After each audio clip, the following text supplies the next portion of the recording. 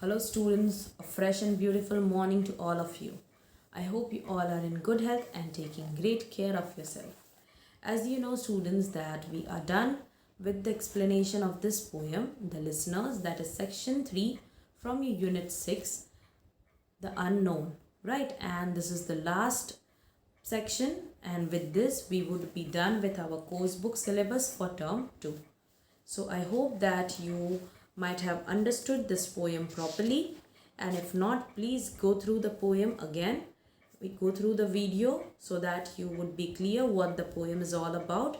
It's about a traveler who is unnamed, who goes in a forest, and over there is one castle which is haunted, or you can say it was abandoned by the human beings because nobody lives over there. The only person living over there, or the host over there, are the ghost.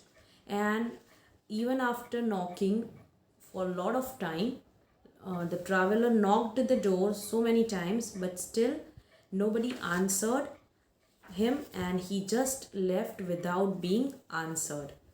Okay, so that was the poem, and I hope that you are clear with it. So today we would be doing with the exercise.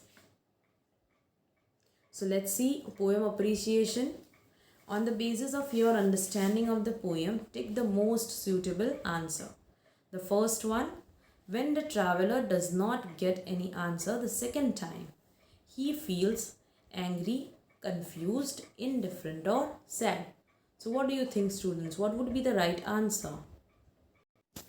Well, the answer would be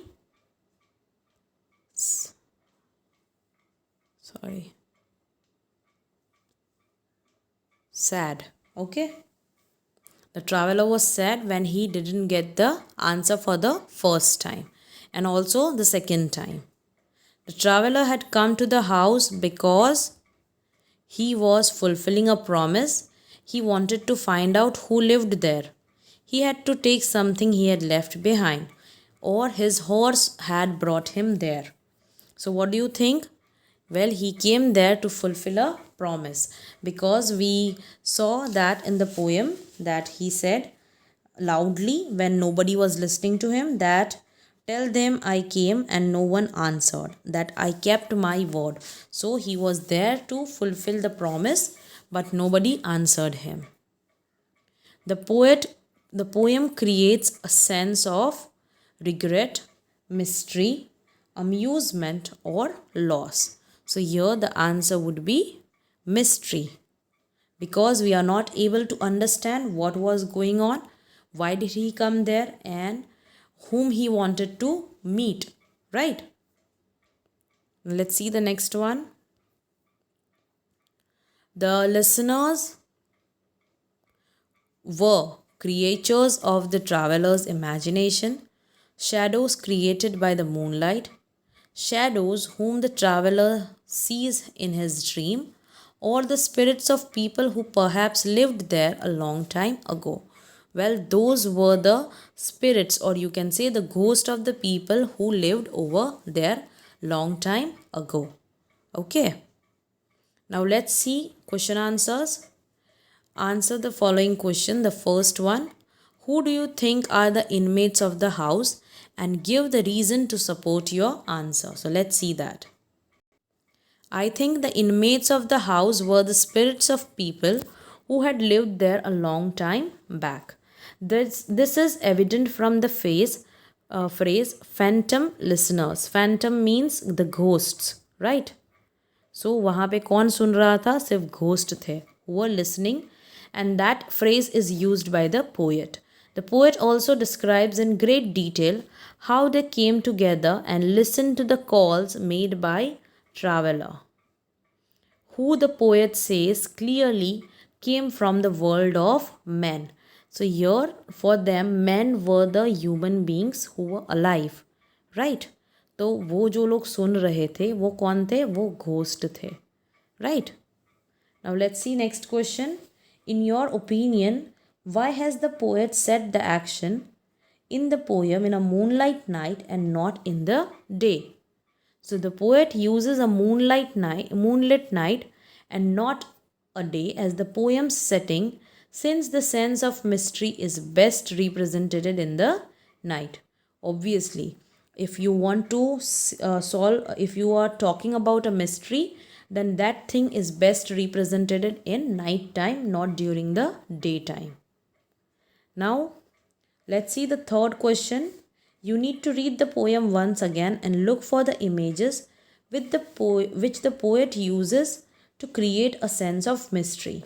And you need to fill the table with the information given you gather from the text. Visual images and oral images.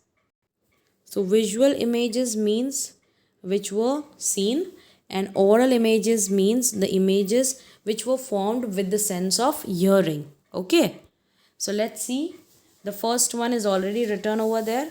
Knocking on the moonlit door, and his horse in the silence champed the grasses. So here, knocking in the moonlit door, that was a visual image which was being seen, and his horse in silence champed the grasses, that was being heard. Okay, the second one, of the forest's ferny floor, and a bird flew up out of the turret above the traveller's head, but no one descended to the traveller. No head from the leaf fringed sill leaned over and looked into his grey eyes. So here, students, all these lines describes the visual images, right? Forest ferny floor, then a bird flew out above the traveller's head. No one descended to the traveller. No head from leaf fringed sill, then leaned over and looked into his grey eyes when he stood perplexed and still. But only a host of phantom listeners that dwelt in the house then. So these are all visual images and the oral images. And he smote upon the door again for a second time. Smote means he knocked over the door loudly. So this is something which could only be heard. Is there anybody there? He said. That was also being heard. Hearkening in an air stirred and shaken by the lonely traveller's call. So these all are images which are just imagined on the basis of hearing sense. Okay. So students, I hope that you are clear with the exercises. I would send you the PDF for that. Please write it down in your notebook. And if you have any doubt, ask me in the live class. Thank you.